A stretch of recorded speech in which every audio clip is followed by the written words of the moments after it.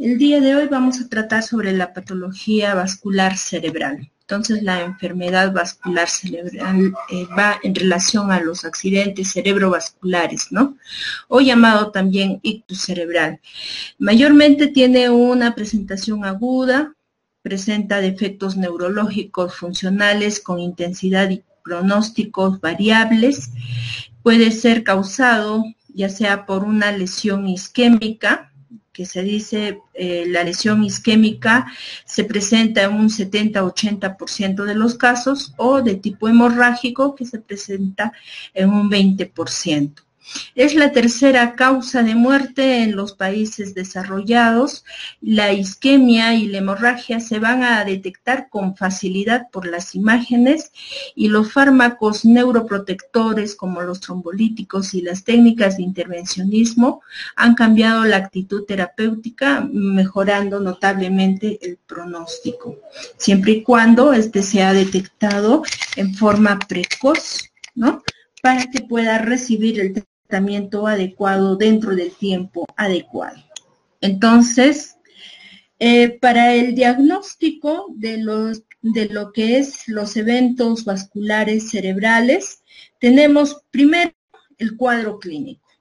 Segundo, tenemos el estudio de las imágenes.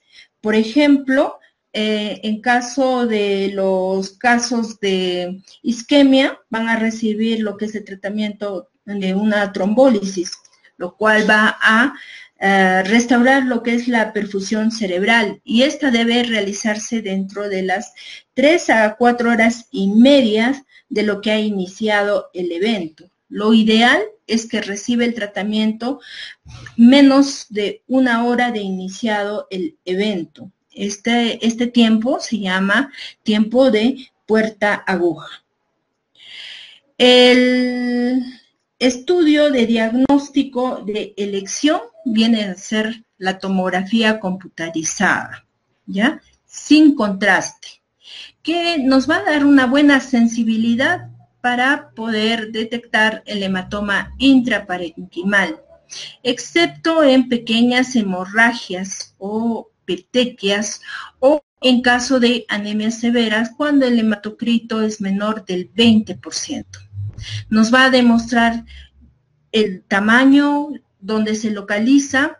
Podemos hacer el seguimiento de las complicaciones si hay una herniación cerebral debido a edema cerebral, a la apertura al sistema ventricular, quiere decir si esta hemorragia se está, además de tal vez ser una hemorragia subaracnoidea, esta se está localizando también dentro del sistema intraventricular, produciendo una hemorragia intraventricular. Nos puede detectar la presencia de hidrocefalia, si hay resangramiento. En caso de los eventos isquémicos puede haber una hemorragia asociada, y el edema perilesional. Y también la causa, ¿no? A veces la causa es de tipo tumoral, entonces también nos detecta la causa. Se puede hacer el volumen del hematoma multiplicando los 3 diámetros principales, que es longitud, anteroposterior, transverso, y se divide entre 2. Para esto se debe también elegir la modalidad de estudio. Como les digo, la de primera elección, la tomografía. La segunda es la resonancia magnética. La resonancia magnética va a ser utilizada cuando hay una hemorragia intracerebral, pero con una apariencia heterogénea. Nos va a detectar microhemorragias, va a precisar el efecto de masa sobre las estructuras vecinas, y si hay una transformación hemorrágica cuando hay un ACV isquémico. Tiene una buena sensibilidad en lesiones isquémicas. Es una técnica de elección para determinar la edad del hematoma, puesto que vamos a ver, para la edad del hematoma vamos a tomar en cuenta lo que es la hemoglobina y su degradación según el tiempo. Va a identificar lesiones asociadas en el lecho del hematoma, orienta al mecanismo de producción. Si esta es una causa primaria como puede ser una hipertensión arterial o las enfermedades que va en relación a por depósito de amiloide, o en caso de causas secundarias como son las malformaciones arteriovenosas, las malformaciones cavernosas, la presencia de tumor cerebral. Es útil en hemorragias de ganglios basales y de los hematomas a nivel lobar. Entonces, aquí vamos a hablar un poquito sobre la evolución de las imágenes de hematoma relacionado al estudio por resonancia magnética. Primero, debemos tomar en cuenta cuáles son las características del coágulo sanguíneo. Para eso, tomaremos en cuenta, primero, la edad del hematoma, segundo, estados de degradación de la hemoglobina, tercero, la morfología de los glóbulos rojos, cuarto, la evolución del coágulo sanguíneo y quinto, las características que se va a dar a nivel de la barrera hematoencefálica. En relación a la edad del hematoma se van a describir 5 etapas. El hematoma hiperagudo, que es menos de 6 horas, el hematoma agudo entre el primer y tercer día, el hematoma subagudo precoz entre el cuarto a séptimo día, el hematoma subagudo tardío entre el octavo a 14º día y el hematoma crónico del 15 días a más, ¿no? Entonces, esto va en relación a la edad del hematoma. Entonces, en relación a la degradación de la hemoglobina, tenemos en la figura 1 una molécula de hemoglobina en estado de oxihemoglobina que está formado por 4 unidades, disculpe, voy a utilizar mi puntero, que está formada por estas 4 subunidades de globina que están en azul y morado y un grupo M, que está compuesto de un anillo y un átomo de hierro en estado ferroso. Estos son el átomo de hierro en estado ferroso. Entonces, estos se van a ligar al oxígeno. En la figura 2 tenemos que la molécula de hemoglobina en estado de oxihemoglobina es similar a la previa, pero no hay presencia de oxígeno. En la tercera tenemos que hay la molécula de metahemoglobina que se caracteriza por la oxidación del grupo del hierro, ¿no? Del grupo M, que pasa a un estado ya férrico y con deformación ya del anillo. En la figura 4, esta molécula de metahemoglobina está en una fase más avanzada de degradación, donde ya se van a ir separando los grupos M y la globina, y también se separan las subunidades. Y ya en el quinto tenemos depósitos de hierro como una fase terminal en lo que es la degradación de la hemoglobina. Entonces, esto va a ir en relación a la edad del hematoma. Y los glóbulos rojos también van a sufrir cambios en su morfología. Normalmente son biconvexos y luego a las 6 horas más o menos del evento hemorrágico se van a convertir en esferocitos, van a tener una forma más esférica y esto es en un tiempo de menos de 6 horas. Los equinocitos se van a formar más o menos al tercer día y van a tener esta forma de espícula con una superficie irregular. Los microesferocitos, que podemos encontrarlo en un tiempo mayor del tercer día, se va a transformar en pequeñas esferas. Y ya los esquistocitos va a ser por la lisis de los glóbulos rojos, lo cual se va a formar entre el 7º al 14º día y se va a presentar como fragmentos.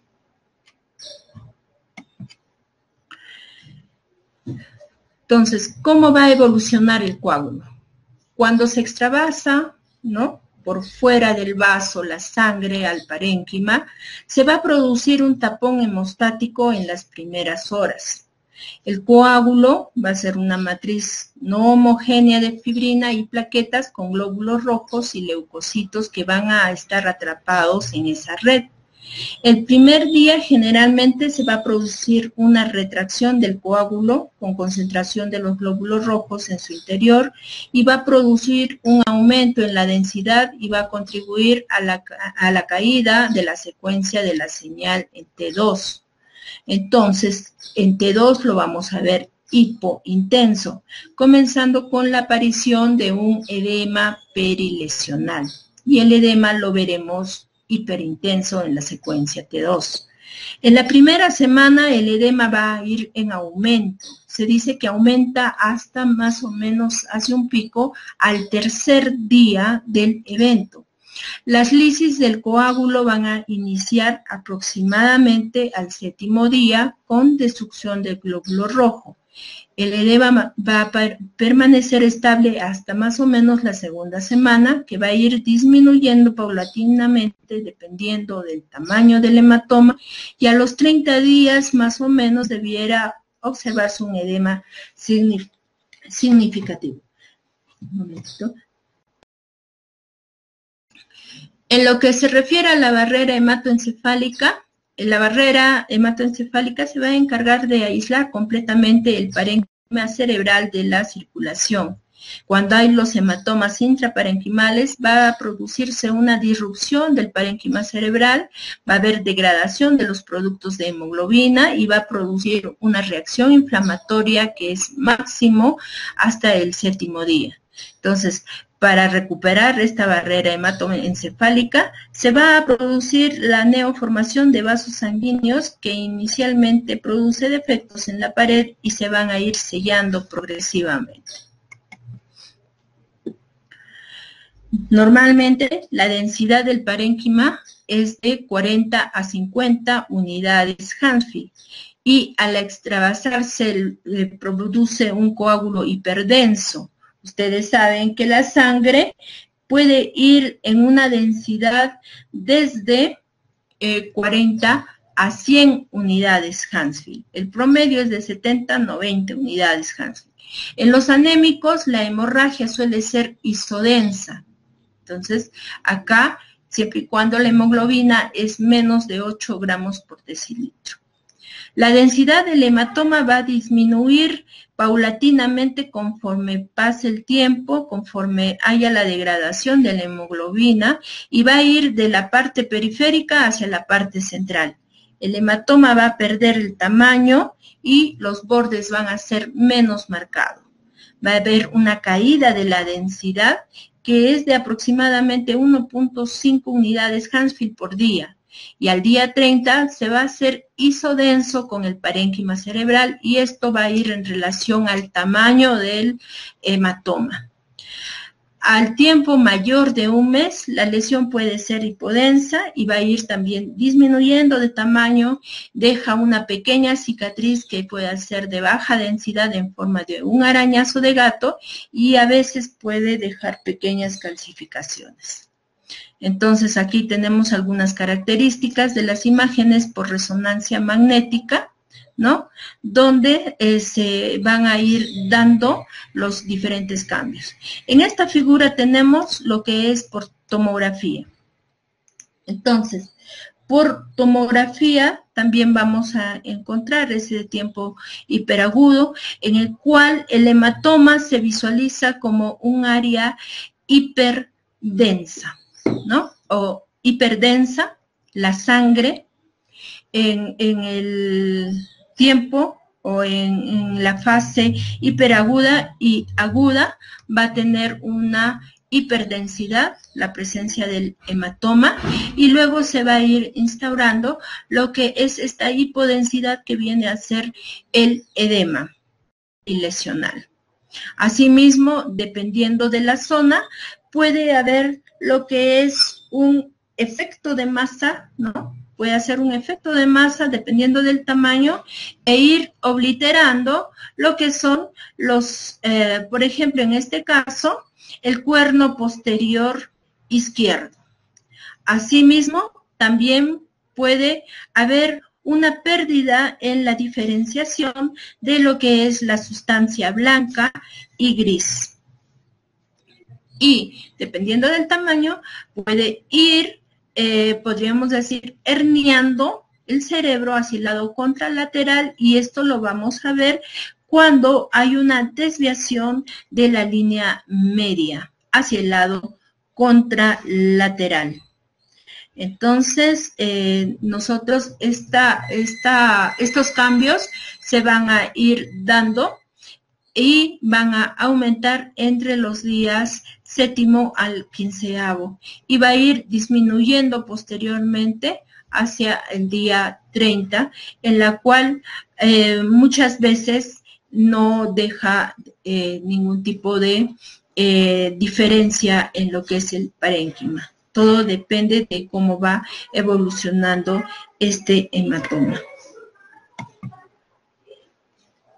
A ver, entonces acá se ve una curva de la evolución de la densidad del hematoma intracraneal. Entonces, estamos viendo, como se les dijo, el hematoma o la sangre, ¿no? Va a tener una densidad de 40 y puede llegar hasta 100. Entonces, en los primeros días vamos a tener una alta densidad a nivel de lo que es el hematoma, y posteriormente va pasando los días, esta densidad va a ir disminuyendo y llegando incluso muchas veces a igualar lo que es la densidad normal del cerebro, que a nivel de la sustancia gris viene a ser de 30 a 40 unidades Hounsfield, y de la sustancia blanca está en un nivel normal de 20 a 30 unidades Hounsfield. Entonces, acá en lo que es la resonancia, en el hematoma hiperagudo menor en el primer día, va a haber una extravasación de la sangre, y acá se va a producir un coágulo laxo, donde los glóbulos rojos y las plaquetas van a estar inmersos en esta red, y se va a romper lo que es la barrera hematoencefálica. Los glóbulos rojos, que son biconvexos normalmente, con la oxihemoglobina en su interior, va a pasar a una desoxigenación de la hemoglobina, pasando a ser la deoxihemoglobina, y el glóbulo rojo se va a transformar en un esferocito. Por resonancia magnética vamos a encontrar que la oxihemoglobina es diamagnética, entonces no va a producir alteración significativa en la señal de la sangre. El hematoma puede ser isointenso con el parénquima en T1 e hiperintenso en T2.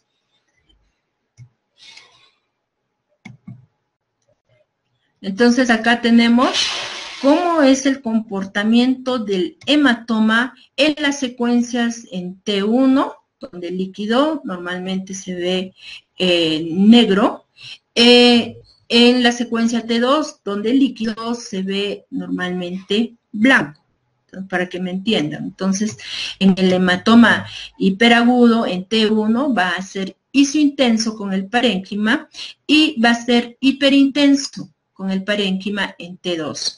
El hematoma agudo puede ser hipo o isointenso, y en la secuencia 2, hipointenso, esto entre el primer a tercer día. En los hematomas subagudos del 4º al 7º día, ya el hematoma en la secuencia T1 tiende a ser hiperintenso, y en T2 hipointenso. En el estadio subagudo tardío, entre el 8º al 14º día, tiende a ser hiperintenso en T1 y también hiperintenso en T2. Y ya en los hematomas crónicos mayores de 14 días suele ser hipointenso tanto en T1 como en T2.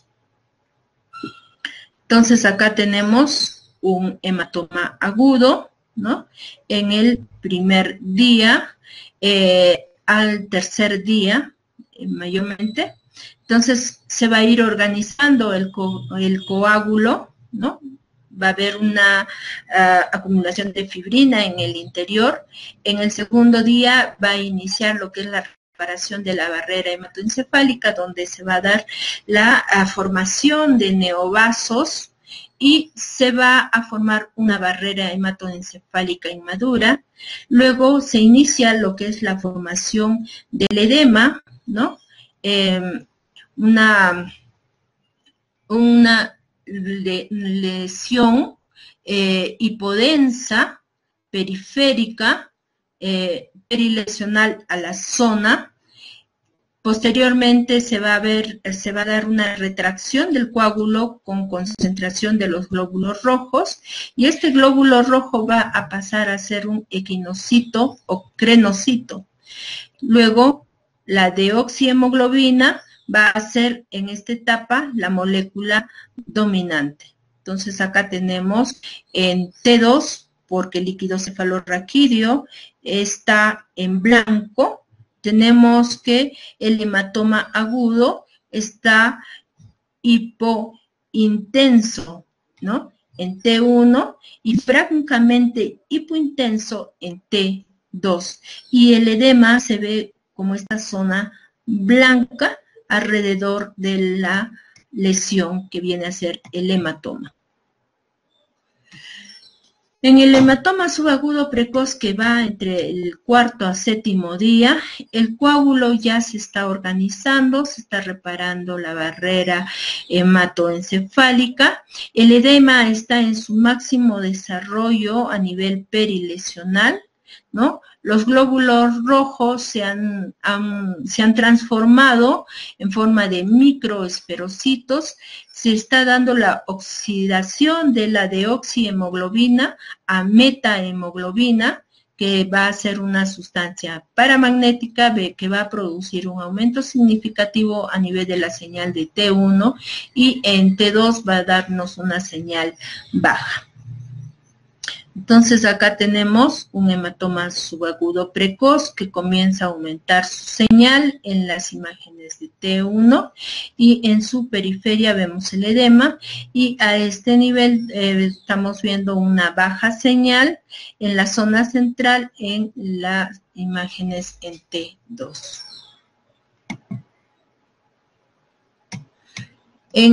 En lo que es el hematoma subagudo tardío entre el 8º y 14º día, ya se va a dar una desintegración del coágulo sanguíneo.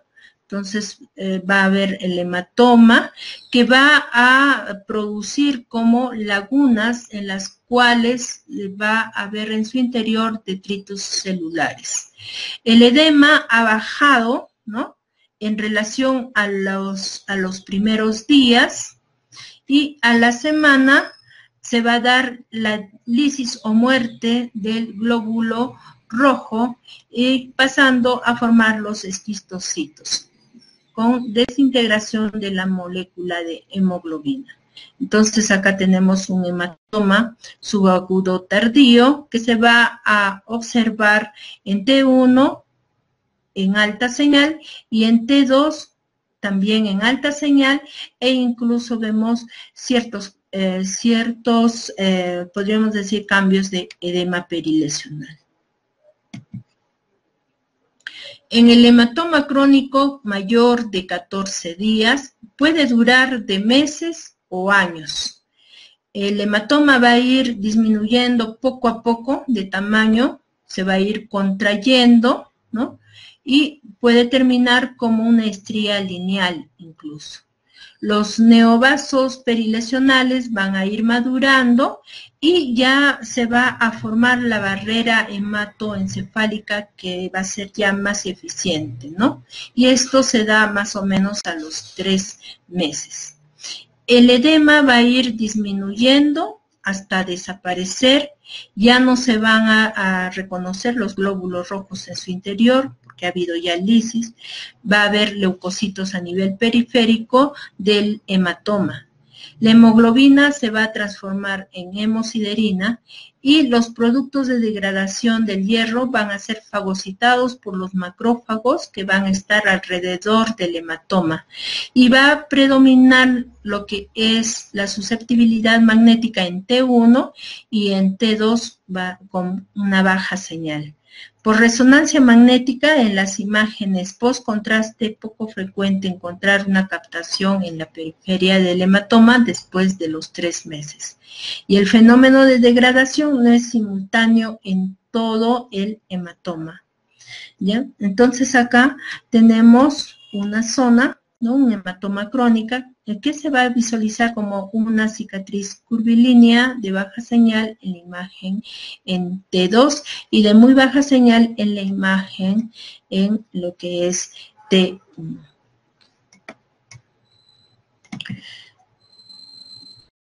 La hemorragia benigna versus la hemorragia maligna.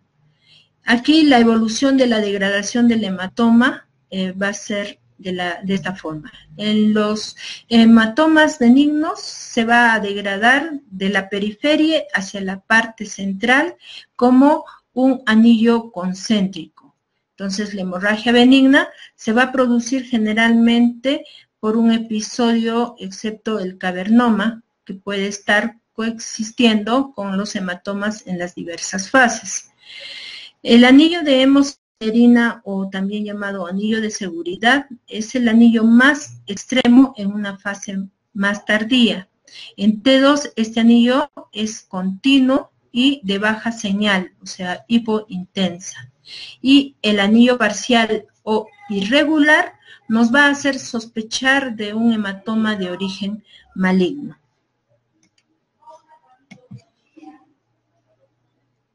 ¿Cómo va a ir la evolución del edema? Va a comenzar en la fase aguda, va a tener su máxima expresión en la fase subaguda, más o menos al tercer día, y tiende a desaparecer aproximadamente al mes. En algunas literaturas te dicen hasta el tercer mes. Hay un edema significativo, primero 2 días, en los primeros 2 días del hematoma, o un aumento del edema en la fase subaguda tardía que nos puede hacer sospechar de otra etiología. En relación a la captación de contraste, se va a ir produciendo en forma anular, fuera del hematoma, es regular y bien definida. Y va a iniciar en fase aguda y puede permanecer hasta los 3 meses. La captación al centro del hematoma es irregular y puede hacernos sospechar una etiología maligna. Ahora vamos a hablar acerca de las hemorragias intracerebrales, ¿no?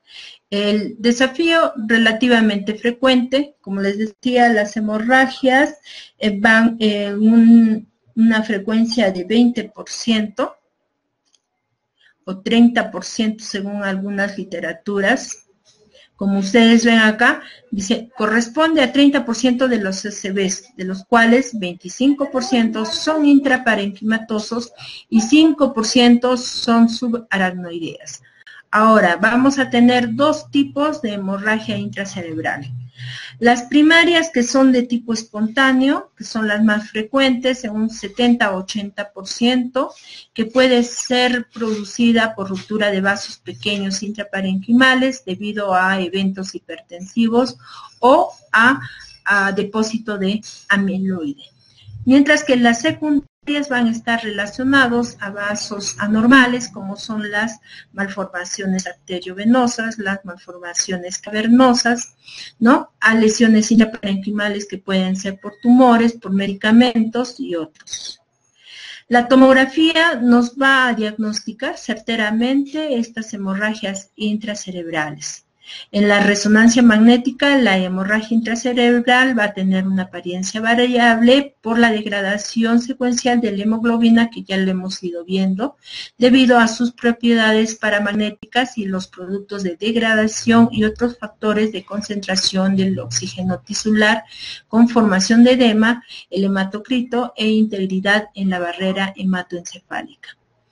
En la clínica, ¿no? El cuadro clínico que va a presentar el paciente es que va a haber un compromiso de conciencia, va a haber un déficit neurológico focal, cefalea o convulsiones.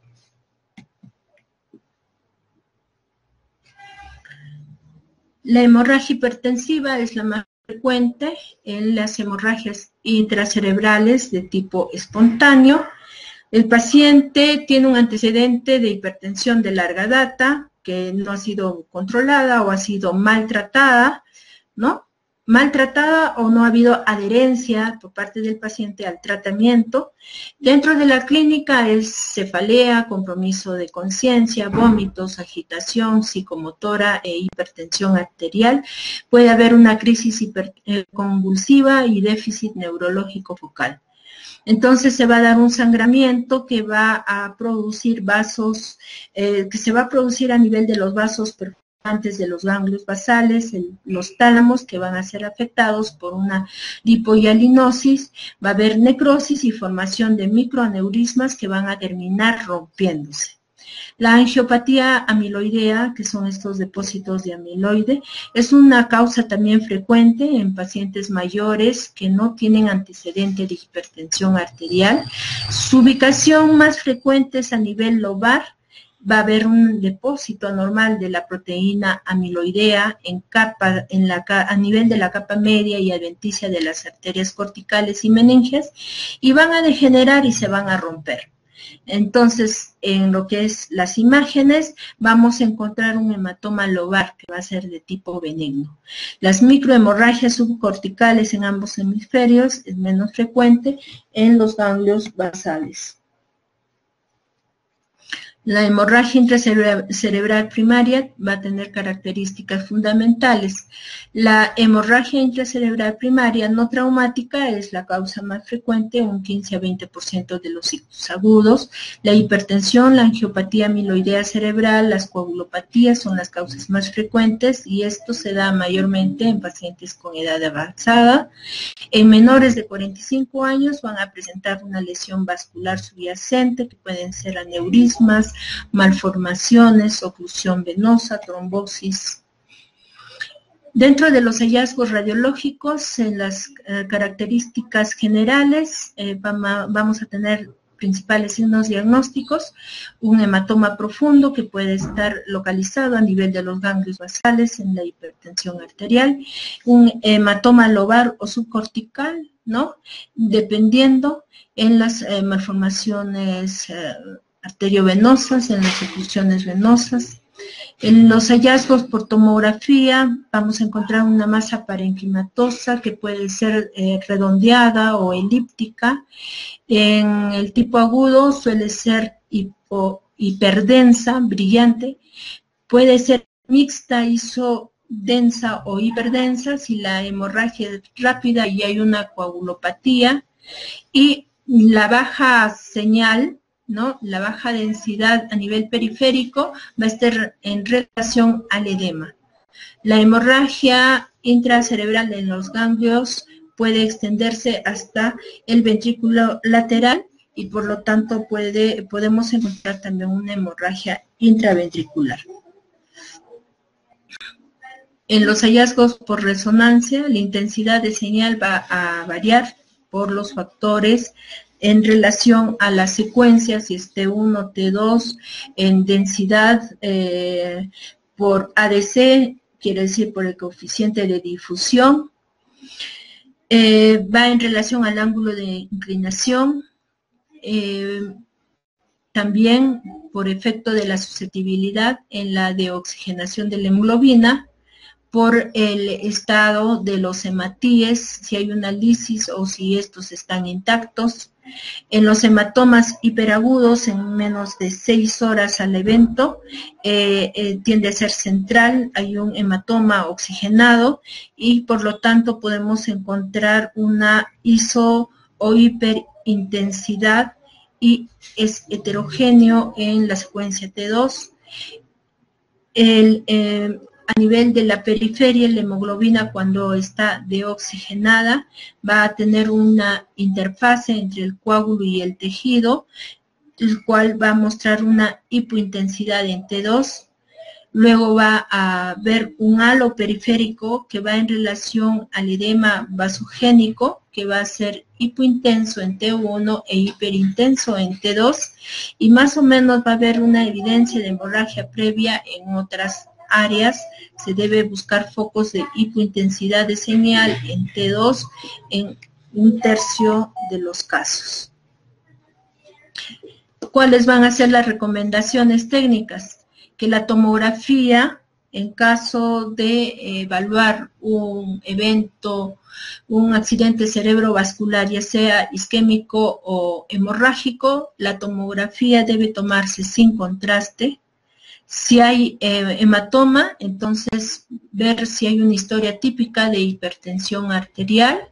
De lo contrario, ahí queda el examen. Si el hematoma es atípico o hay una historia poco clara, se debe continuar con una resonancia, con contraste, con gadolinio, para ver si hay microhemorragias coexistentes. El ASD, si se sospecha de malformaciones trombosadas, y se debe hacer un diagnóstico diferencial en caso de hipertensión arterial con la angiopatía amiloide cerebral. En caso de la hemorragia hipertensiva, hacer el diagnóstico diferencial con una neoplasia maligna o con malformaciones vasculares, y también en caso de sospechar de trombosis de las venas corticales. Entonces, en la hemorragia hipertensiva, ¿qué características va a haber? La hipertensión va a ser la causa más frecuente de la hemorragia intracerebral en forma espontánea y se presenta en los individuos de 45 a 70 años mayormente. La hemorragia se localiza más en ganglios basales, que es el patrón más común. La hipertensión arterial crónica puede producir puntos negros multifocales a nivel de las secuencias en T2. En los hallazgos radiológicos, dentro de las características generales, vamos a ver dos patrones diferentes: un hematoma focal agudo o múltiples microhemorragias subagudas y crónicas, y el principal signo diagnóstico es un hematoma a nivel del putamen en un paciente con data de hipertensión arterial. Los hallazgos en tomografía, una masa elíptica de alta atenuación, es más habitual a nivel del putamen y del córtex insular. Otras localizaciones puede ser en el tálamo, en el tronco encefálico. Podemos tener una densidad mixta si hay una coagulopatía asociada o si hay una hemorragia activa. Y otros hallazgos que podemos encontrar es una hidrocefalia, una hemorragia ventricular o presencia de herniaciones. En los hallazgos por resonancia es similar a la hemorragia intracerebral primaria. Va a haber extravasación del contraste, ¿no? Como que fuera esto en caso de una hemorragia activa, y el hematoma va a ir aumentando de tamaño, va a ir creciendo. También podemos encontrar lesiones multifocales hipointensas en T2 y es frecuente con hipertensión arterial de larga data y también en casos de la angiopatía amiloide. Las recomendaciones técnicas aquí, igualmente, tomografía sin contraste. Si el paciente es de edad avanzada con hipertensión, nos va a dar un hematoma típico y ahí termina el examen. Si no hay una causa clara de hemorragia o apariencia típica, se debe realizar una resonancia, de preferencia en secuencia T2, y una angioresonancia. Si la resonancia muestra puntos negros multifocales coexistentes, se termina el examen, pero si la resonancia muestra un hematoma atípico, entonces aquí se debe continuar el examen. Se hace una angiotomografía. Si la angiotomografía es inconcluyente, se debe considerar lo que es el ASD.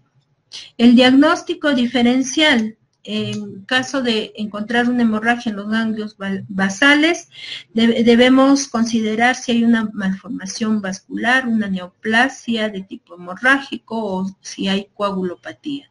Si la hemorragia es lobar, considerar la etiología una angiopatía mieloide, las malformaciones arteriovenosas trombosadas o las cavernosas, la trombosis venosa cortical. Si hay puntos negros multifocales, ver si hay múltiples malformaciones cavernosas, capilares o angiopatía amiloide. Entonces acá, por ejemplo, tenemos un esquema de una malformación arteriovenosa. Entonces acá va a haber una comunicación anormal, ¿no?, en el interior del parénquima cerebral con formación de un ovillo malformativo llamado nidus, que se ve en azul, y se observa la presencia del aneurisma a este nivel arterial por flujo y dilatación aneurismática a nivel venoso. En caso de los cavernomas, que son malformaciones vasculares de estirpe capilar venoso, tiene una forma de cavernas, de ahí su nombre, y se puede localizar en cualquier parte del sistema nervioso, da pequeños sangrados en su contorno y va creciendo lentamente de modo centrípeto. Va a ir acumulando derivados sanguíneos y calcificaciones. Puede presentarse a cualquier edad de la vida. Los síntomas pueden darse por sangramiento o de tipo epileptiforme, y en la imagen vamos a encontrar una hemorragia en distintas fases de degradación con señal mixta en T2 en la región central y presencia de un anillo completo de baja señal en la periferia, y puede coexistir otros focos de hemorragia. Puede asociarse a anomalías del desarrollo venoso o a angiomas venosos. Los tumores cerebrales, sangramiento no es habitual en los tumores primarios o secundarios. La clínica es indistinguible de los cuadros hipertensivos, no siempre hay síntomas previos. Los gliomas son los tumores primarios más frecuentes. En caso de metástasis van a sangrar con frecuencia, por ejemplo, la de tipo hipernefromas por carcinomas pulmonares y los melanomas. En lo que es la imagen a nivel subcortical podemos tener el tipo maligno con un significativo edema perilesional, y va a haber una captación irregular y el anillo de hemosiderina puede ser ausente e incompleto. Entonces, la hemorragia se va a producir cuando se rompe una arteria o una vena, permitiendo que la sangre ingrese al parénquima cerebral o a los espacios del líquido cefalorraquídeo. Entonces, acá, por ejemplo, tenemos un cuadro en el cual se ven las diferencias entre los tipos de hematoma. Vamos a tener lo que es el hematoma subdural, el epidural, el subaracnoideo, el intraparenquimal y el intraventricular, que son los más característicos. Habíamos hablado que lo que es dentro de la protección del cerebro tenemos al cráneo y luego tenemos a las meninges, ¿no? En las meninges habíamos hablado de la dura madre, que tenía dos capas, la perióstica y la meningia, ¿no? Y luego tenemos a la aracnoides, a la pía madre. Entonces, el hematoma epidural se va a localizar entre el cráneo y la dura madre, mientras que el hematoma subdural va a ir entre la dura madre y la aracnoides. Entonces, si estamos entre el cráneo y la dura madre, es a ese nivel que vamos a encontrar lo que son los vasos venosos. Y en lo que es la parte baja vamos a encontrar lo que es la parte arterial. En lo que es la hemorragia subdural, va a darse por la rotura de las venas corticales, va a ser de tipo venoso, mientras que en la hemorragia epidural tenemos que es por efecto o por una afectación arterial, mayormente a nivel de la arteria meningia media. ¿Cuál es la localización más frecuente? En lo que es la hemorragia subdural, la región frontotemporal, y en la epidural a nivel de la porción escamosa del hueso temporal, y puede haber una extensión hacia las suturas craneales. La forma en la subdural nos va a dar una forma de semiluna, mientras que en la epidural es biconvexa. Su presentación va en relación a signos de herniación uncal progresiva de rápida evolución desde el momento de la lesión, donde el paciente va a estar somnoliento o comatoso en la subdural. Y en la epidural, debido a la conmoción cerebral, va a haber un intervalo de lucidez y luego cuando se instaura la herniación uncal cerebral, también va a producir un coma, pero de rápida evolución. En relación a la lesión del parénquima, en lo que es la hemorragia subdural, va a ser mayor y desde el principio va a haber sangre que va a estar en contacto con el parénquima, ¿no? Entonces tenemos que a nivel bajo tenemos la aracnoides y la pía madre va a estar revistiendo al encéfalo, entonces va a haber un contacto con el parénquima, mientras que en la epidural va a ser menor y más tardía y en ella va a producir un efecto de masa, o sea, va a haber compresión. Por tomografía lo vamos a ver en forma de semiluna, una imagen hiperdensa a nivel subdural, y en la tomografía, en la hemorragia epidural, va a tener una forma de lente hiperdensa.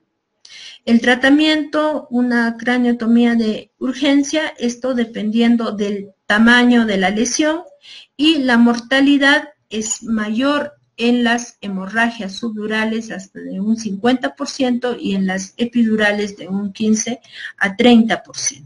Entonces, la lesión hemorrágica, el hematoma epidural, que tiene la forma de lente, ¿no? Se puede deber a una fractura craneal, por lo tanto hay un antecedente traumático, nos va a dar una masa hiperdensa, biconvexa, por dentro del trazo de fractura, donde vamos a encontrar áreas de baja densidad. Vamos a tener el signo de remolino cuando hay una hemorragia activa. También puede estar presente burbujas aéreas en un 20% de los casos, llamado también neumoencéfalo, alrededor de la zona de fractura. Van a ir desapareciendo los surcos por el edema, va a haber un desplazamiento en lo que es la interfase de la sustancia gris y blanca, va a deformar lo que es el ventrículo lateral por el efecto de masa y puede producirse herniación transtentorial o transfalcina. Entonces aquí tenemos una imagen, ¿no?, de una hemorragia epidural de la forma biconvexa o en lente, y estamos viendo un efecto de masa, ¿no?, que está desplazando el parénquima. ¿Qué otra cosa estamos viendo? Que la sustancia blanca y gris han perdido su diferenciación. En su interior estamos encontrando estas imágenes hipodensas, ¿no?, que viene a ser las burbujas aéreas o neumoencéfalo. Muchas veces lo podemos ver con esta densidad incluso, y se da lo que es el borramiento de los surcos debido al edema. Aquí en esta ventana ósea estamos viendo el trazo de fractura, la pérdida de continuidad a nivel del hueso temporal. Aquí otra imagen y vemos los mismos cambios, pero si ustedes notan un poquito más, es que este ventrículo, el ventrículo en su asta frontal, está también ligeramente disminuida en relación al lado contralateral. Hay un edema cerebral y una mala diferenciación entre lo que es la sustancia blanca y gris, un efecto de masa, y lo que es las astas temporales. Si lo vemos en el lado izquierdo está normal, pero en el lado derecho está obturado o borrado. ¿Qué otra cosa nos llama la atención? Es a nivel de partes blandas. En partes blandas, ustedes están viendo a nivel de todo el hemicráneo derecho, hay un aumento en lo que es la densidad y el espesor de las partes blandas del cuero cabelludo en relación al lado contralateral. Entonces, lo cual nos está hablando de un evento traumático. En el hematoma subdural nos va a dar una masa hiperdensa, convexo, cóncava, algunos dicen en forma de media luna, otra en forma de plátanos. Lo importante es que va a haber también una interfaz entre la sustancia blanca y gris que se va a ir desplazando hacia la línea media, va a haber el borramiento de surcos y cisuras corticales por el edema. Puede haber deformación del ventrículo lateral y una hernia de tipo transtentorial o transfalcina. Aquí en estas imágenes de hematomas subdurales tenemos las diferentes fases de hemorragia, ¿no? Tenemos una hemorragia hiperaguda y de tipo crónico, por ejemplo. Acá el tipo subagudo, ¿no? Entonces, en estos casos estamos viendo una imagen hiperdensa en forma de media luna a nivel frontoparietal derecho que está haciendo un efecto de masa. Hay un borramiento de los surcos y cisuras. Hay una desdiferenciación de la sustancia blanca y gris y debido al tamaño nos está produciendo lo que es un efecto de masa, comprimiendo, obturando completamente lo que es el cuerpo o la parte lateral del sistema ventricular del mismo lado. Asimismo, si trazamos una línea anterior y posterior, ¿no? A nivel de la línea media, vemos que esta línea media está siendo desplazada hacia el lado contralateral, en la cual estamos encontrando una hernia transfalcina. Aquí ya la densidad ya no es blanca, sino es una imagen casi isodensa, ¿no? Al parénquima cerebral, pero de todas formas se nota un borramiento de los surcos y cisuras que estamos visualizando en el lado izquierdo, pero en el lado derecho no lo vemos. Entonces hay un edema asociado aún a ese nivel. En el lado izquierdo, a nivel frontoparietal, también estamos viendo esta imagen hipodensa, con borramiento de los surcos y cisuras a nivel adyacente a la lesión y una desdiferenciación de lo que es la sustancia blanca y gris. No hay desplazamiento de la línea media. A este nivel, a nivel frontotemporal, de igual forma estamos viendo un área hiperdensa, ¿no? De forma de semiluna, pero aquí estamos también visualizando una hiperdensidad a nivel de la tienda del cerebelo, ¿no? Entonces, no solamente estamos encontrando una hematoma subdural, sino también se está asociando un hematoma subaracnoideo. Bueno, acá algo similar ya nos da un mayor efecto de masa, ¿no? Vemos una imagen hiperdensa en forma de semiluna que está borrando los surcos y cisuras. Hay una mala diferenciación entre la sustancia blanca y gris, nos está haciendo un efecto de masa, está desplazando lo que es la línea media hacia el lado contralateral, está obturando parcialmente el seno o el asta anterior del ventrículo y el asta occipital del ventrículo del mismo lado, del lado derecho. ¿Y qué más estamos visualizando? Bueno, solo eso.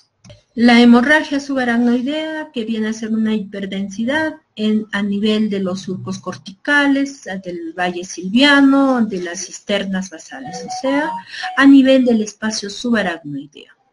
Puede haber una hemorragia ventricular o parenquimal que puede estar asociada a esta hemorragia subaracnoidea, como la hemos visto anteriormente. Y con frecuencia podemos encontrar que incluso nos hace un nivel sangre líquido cefalorraquídeo. Vamos a encontrar una hiperdensidad a nivel del surco interpenincular y la causa más frecuente es la traumática y la menos frecuente es la ruptura de un aneurisma. Entonces, aquí a nivel de las cisternas basales estamos viendo una tenue línea hiperdensa que la va dibujando. En esta otra imagen vemos estas a nivel de las cisuras, estas pequeñas imágenes hiperdensas, aquí a nivel del surco o la cisura de Silvio, ¿no? También, entonces, una hemorragia subaracnoidea. Recordemos que hay calcificaciones fisiológicas normales que nosotros vamos a encontrar. Entre ellas tenemos a la glándula pineal y a la calcificación de los plexos coroideos. Y no confundamos con una hemorragia intraventricular. Aquí, a nivel del valle silviano, la presencia de esta hiperdensidad que la va dibujando, ¿no? Las hemorragias intraparenquimales, que son hiperdensidades en la sustancia blanca o a nivel de los núcleos basales, nos va a dar un gran edema con efecto de masa, borramiento de los surcos corticales, borramiento de la interfase de la sustancia gris y blanca. Va a haber deformación de los ventrículos laterales dependiendo del tamaño de la lesión y también podemos encontrar las hernias transtentoriales o transfalcinas. Aquí tenemos una hemorragia intraparenquimal, una imagen o una lesión hiperdensa, algo ovalada o elíptica, con un halo hipodenso alrededor de esta en relación al edema vasogénico, ¿no? Con borramiento de los surcos y cisuras a ese nivel, y estamos viendo también que el sistema ventricular lateral se encuentra ocupado por una hiperdensidad. La línea media está siendo desplazada hacia el lado contralateral, o sea, hacia el lado derecho, por lo cual esta lesión está produciendo un efecto de masa.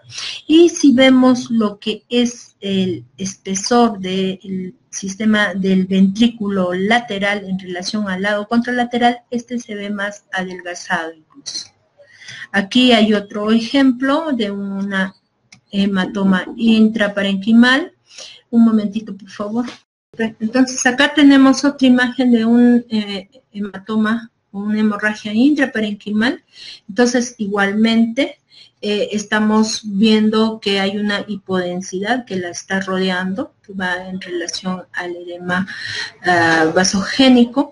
Hay un borramiento de los surcos y cisuras a nivel frontoparietal. Si ustedes ven aquí, vemos estos surcos y cisuras, mientras que aquí no se puede visualizar, incluso a nivel del valle silviano, podríamos decir, a este nivel estamos viendo una línea hiper densa que va en relación a una hemorragia subaracnoidea. Así también por el tamaño de la lesión estamos viendo que está produciendo un efecto de masa en la cual está desplazando el ventrículo lateral hacia el lado contralateral, desplazando la línea media hacia el lado contralateral, y estamos viendo dentro de ambos ventrículos una imagen hiperdensa que va en relación a sangrado, que en el lado derecho incluso nos está haciendo un nivel de líquido cefalorraquídeo con la sangre. Y aquí se pueden visualizar incluso también las calcificaciones fisiológicas de los plexos coroideos. la hemorragia intraventricular, que es una hiperdensidad en el interior de los ventrículos y generalmente se asocia a hemorragia subaracnoidea. Hay un antecedente traumático o también puede haber un antecedente de hipertensión o de aneurisma previo. Entonces, aquí estamos viendo de igual forma la presencia de borramiento de los surcos y cisuras, hay un borramiento de la interfase entre la sustancia blanca y gris, no se está borrando también la cisura, ¿no? La cisura principal, que es una de las cisuras principales, que es la cisura de cilio, y vemos a nivel de lo que es el sistema, los ventrículos, en las astas occipitales, presencia de una hiperdensidad que me hace un nivel con el líquido cefalorraquídeo en forma bilateral. Las hemorragias de la matriz germinal en los neonatos. En la clase anterior les decía que entre la cabeza del núcleo caudado y el tálamo, en esa transición, en ese límite entre ellos, se encontraba la matriz germinal, que es un tejido gelatinoso subependimario que se localiza en ese surco, ¿no? Ese surco que se da en ese límite caudotalámico. Entonces, es laxamente organizado, es rico en vasos de paredes delgadas, muy prominente entre las 24 semanas de gestación y va a ir evolucionando hasta desaparecer aproximadamente a las 36 semanas. Y esta va a dar origen a las células de la corteza y a los núcleos basales. En los prematuros, en caso de las hipoxias al momento del parto, esta matriz germinal puede sangrar con mucha facilidad. Entonces, por ecografía, nosotros vamos a visualizar a este nivel. Aquí tenemos la cabeza del núcleo caudado, aquí el tálamo, y en esta zona, en este surco caudotalámico, se encuentra lo que es esa matriz germinal que asienta a las hemorragias de primer grado intraventriculares. Importante diferenciar el plexo coroideo. Acá tenemos la hemorragia de la matriz germinal en un grado 4, en el cual la hemorragia se encuentra dentro del parénquima, quiere decir es intraparenquimal, y puede asociarse con hidrocefalia y encefalomalacia. Angiográfico que nos muestra un aneurisma, ¿no?, de tipo saccular. Las vasculopatías por malformaciones arteriovenosas, en la cual va a haber una disregularización de la angiogénesis, va a haber remodelación vascular constante, encontramos los ovillos de vasos mal formados llamados nidus, podemos encontrar también los shunts arteriovenosos, un moderado efecto de masa, va a haber arterias aferentes múltiples y venas deferentes hipertrofiadas como en forma de varices, que son venas de drenaje precoz. Entonces acá tenemos una malformación arteriovenosa, en esta zona, toda esta zona viene a ser el nido, aquí la arteria aferente y a este nivel la vena eferente. Aquí de igual forma, otra imagen, por resonancia, de igual forma podemos tener la misma imagen como ustedes están viendo, las fístulas arteriovenosas durales, que es una comunicación arteriovenosa que va a producirse en el espesor de la dura madre. La fístula carotidia cavernosa se va a localizar en el interior del seno cavernoso, originando un gran flujo de sangre arterial a la cavidad del seno, que va a originar edema y éstasis venoso en la órbita, lo cual va a producir una proptosis. Entonces aquí tenemos una fístula carotidia cavernosa. Ahora, otra de los eventos cerebrovasculares es la isquemia o infarto, ¿no? Y esto se puede originar por obstrucción de una arteria, el cual va a interrumpir el suministro de sangre con oxígeno, glucosa y otros metabolismos al tejido nervioso, que va a dejar de funcionar y va a originar signos y síntomas neurológicos en relación al territorio de la arteria que va a ser la afectada, ¿no? Entonces acá el vaso comprometido se va a ver hiperdenso, Muchas veces vamos a encontrar el signo, por ejemplo, de la arteria cerebral media hiperintensa, ¿no? Luego tenemos un área hipodensa en el territorio del vaso que ha sido comprometido. Entonces, se va a ver esa zona de infarto, ya no hiperdenso, sino se va a ver oscuro, hipodenso. Va a haber también una pérdida de la diferenciación entre la sustancia blanca y gris. Va a haber edema en los ganglios basales, que va a estar dado por una hipodensidad. Edema a nivel de las circunvoluciones con borramiento de los surcos y fisuras. Y entre las 24 y 48 horas se puede producir una transformación hemorrágica. Quiere decir, puede haber un sangrado, una hemorragia. Entonces, en este ictus isquémico, ¿qué características fundamentales va a tener? El tiempo es cerebro, o sea, cuanto antes hagamos el diagnóstico instauremos el tratamiento, vamos a recuperar lo que es el cerebro rápidamente, ¿no? No va a haber esa pérdida de la masa cerebral debido a la isquemia. El diagnóstico clínico suele ser inexacto en un 15 a 20%. Y el diagnóstico por pruebas de imágenes e intervención es clave para salvar el tejido en riesgo. ¿Qué hallazgos radiológicos podemos encontrar? Una trombosis aguda del vaso cerebral con disminución de la perfusión dentro del territorio del vaso que está siendo ocluido, un edema citotóxico y por tomografía el signo de la arteria hiperdensa. Por resonancia, una hiperintensidad en lo que es la secuencia de difusión. En la tomografía sin contraste, el vaso se va a ver hiperdenso, hiperatenuante. Lo que es la arteria cerebral media se puede ver hiperdenso, en el cual se llama el signo de la arteria cerebral media densa, que puede encontrarse en un 35 a 50% de los casos. También podemos encontrar el signo del punto, donde las ramas de la arteria cerebral media están ocluidas a nivel de la cisura de Silvio. Puede haber una pérdida de la diferenciación entre la sustancia blanca y gris en las 3 primeras horas. Y hay hallazgos sutiles presentes entre 50 a 70% de los casos. Se puede ir oscureciendo el núcleo lenticular y va a haber una pérdida de la cinta insular a nivel de la ínsula de Silvio, una hipodensidad parenquimatosa.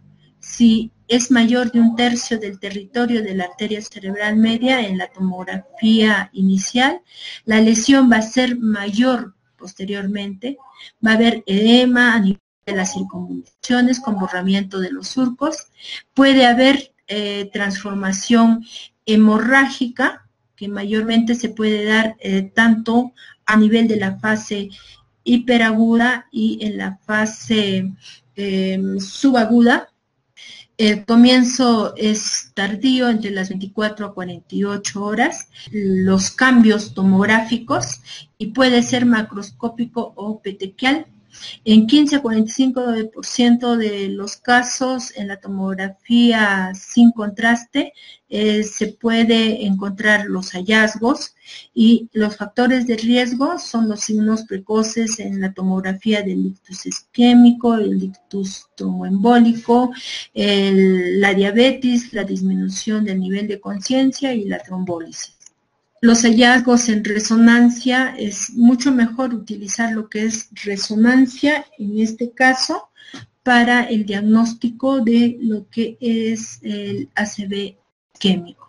Entonces, se utilizan las secuencias convencionales T1, T2, T1 en contraste, un 70-80%. En T1 vamos a ver un edema cortical precoz con sutil pérdida de los límites entre la sustancia blanca y gris. En T2 va a haber una hiperintensidad en la distribución del territorio de la arteria afectada. En T1 más contraste puede haber un realce intravascular. En FLAIR puede ser más hiperintenso cuando hay otras secuencias, cuando en otras secuencias son normales, y la señal intraarterial es el signo precoz de oclusión de un vaso principal. Entonces, las recomendaciones técnicas es que la tomografía se debe realizar sin contraste para detectar la hemorragia y en resonancia se debe hacer con FLAIR y con difusión. En caso de que se haga el diagnóstico, la trombólisis debe realizarse en pacientes seleccionados cuando hay una oclusión del vaso y este debe ser realizado entre las 3 a 4 horas y media dentro del tiempo del evento.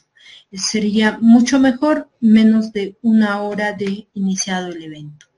Entonces acá, por ejemplo, tenemos de un ACV isquémico donde ustedes están notando lo que es un área hipodensa dentro del territorio de la arteria cerebral posterior izquierda, donde hay borramiento de los surcos y cisuras, hay una mala diferenciación entre la sustancia blanca y gris, y está produciéndose un edema, por lo cual el cuerno posterior está disminuido en relación al lado contralateral, si ustedes están visualizando.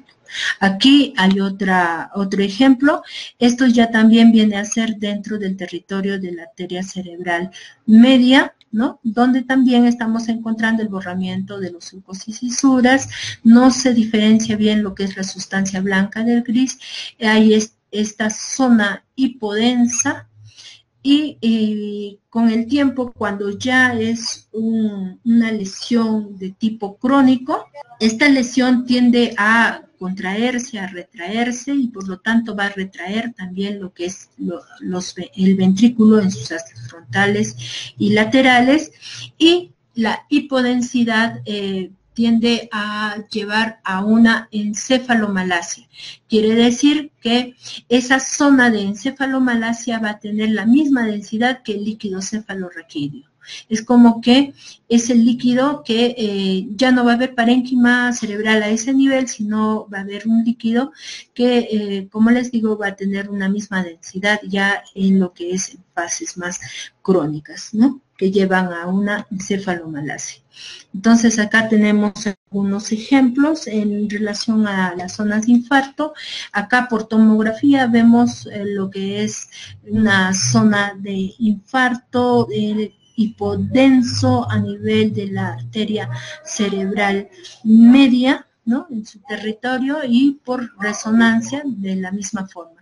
Vemos que está produciendo por el edema un efecto de masa y está obturando parcialmente el asta anterior derecha. Y acá una hemorragia intraparenquimal, ¿no? En lo que es dentro de la arteria cerebral media derecha, ¿no? Y hay una área hipodensa